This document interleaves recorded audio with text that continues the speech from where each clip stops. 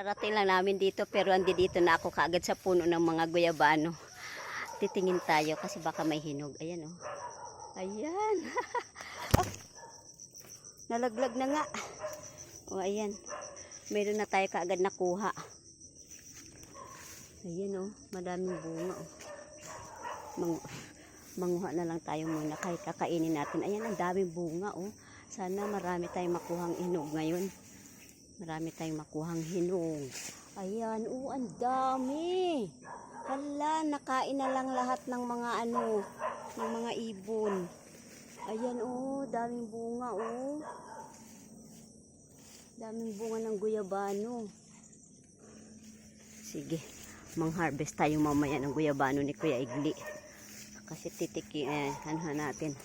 Tingnan natin, ang daming nalalaglag. Ayan wow.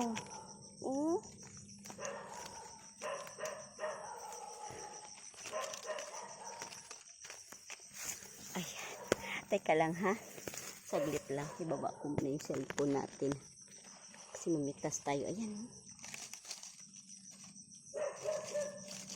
Ayaw magpatanggal Dami langgam.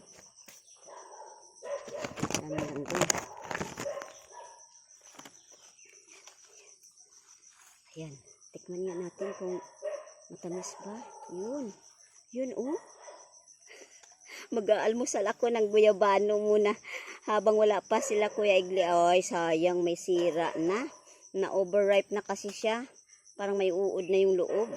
Pero try natin yung iba. Ayan, Medyo maasim pero okay lang.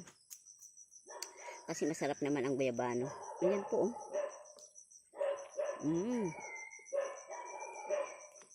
Ang sarap. Ito ang almusal ko, guyabano. Talaktak yung pawis ko. Ito po ay masarap dito talaga sa probinsya, no? Kasi pag gusto mong kumain, may mga guyabano, bayabas, ang dami nilang prutas dito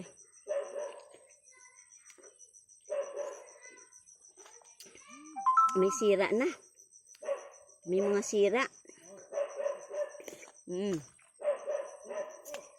Andyan na. Ayan. Opo.